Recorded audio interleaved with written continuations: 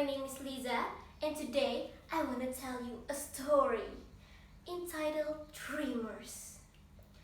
Once upon a time, in a small village, the mid-19th century, there were two sisters. The eldest was the tomboyish 16-year-old Alexandra, preferred Alex Brown, and the youngest was the sophisticated 14-year-old Anna Brown. Each of the sisters had their own positive and negative traits. Alex was a free spirit. She was ambitious. She was fiery. But she also had a bad temper and a sharp tongue. While Anna, she was very charismatic and full of compassion. But she could also be selfish and vain. Alex had a best friend. His name was Jamie Smith. He lived with his wealthy grandfather next door. They met each other when they were little and had been inseparable ever since. One evening, Alex went to a play with Jamie, and Anna wanted to go too, but Alex told her harshly that she was not invited. Angered, Anna told her that she would pay for this. And when Alex came home, she discovered that all her manuscripts had burned. What is this strange smell? Oh my God! My manuscripts! You burned my manuscripts, didn't you, Anna? You really are an idiot little spoiled brat! I will never forgive you for this! Alex was furious because her manuscripts were her pride and joy. I told you I'd make you pay, and I did, said Anna selfishly. The next afternoon, Alex went skating with Jamie, and Anna followed them in an effort to seek Alex's forgiveness. Jamie warned Alex not to skate in the middle because the ice was thin.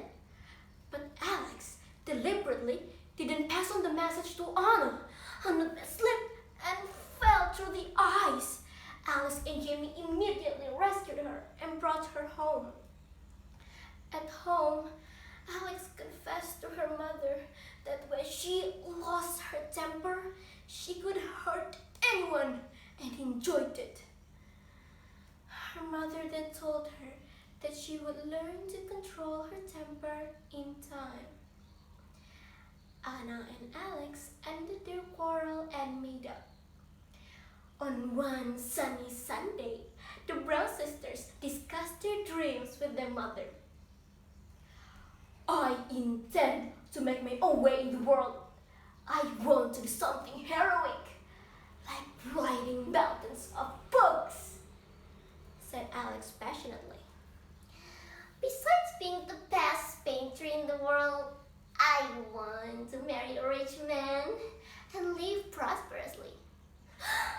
Maybe even marry a charming prince, said Anna also passionately.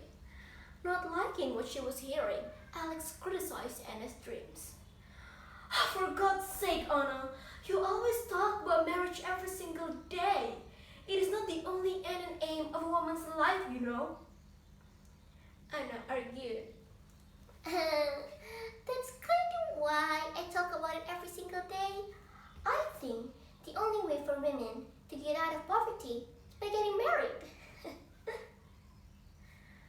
Knowing that Alex might lose her temper, her mother calmed her.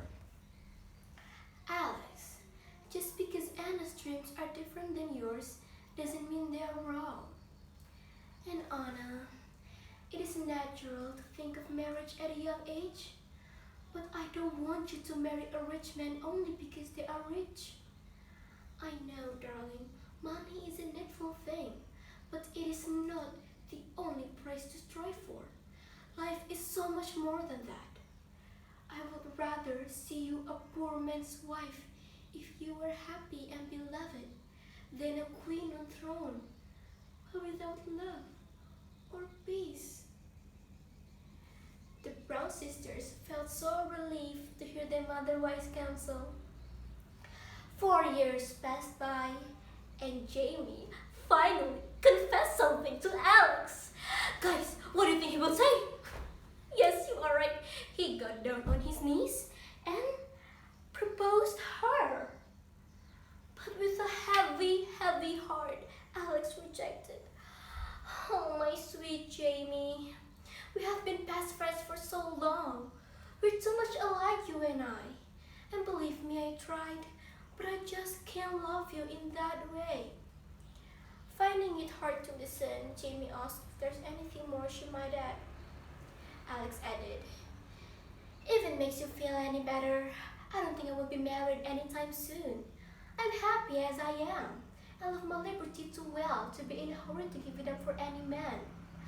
I'm so sorry, Jamie. After the rejection, Jamie was devastated. Couldn't bear to see his grandson like this.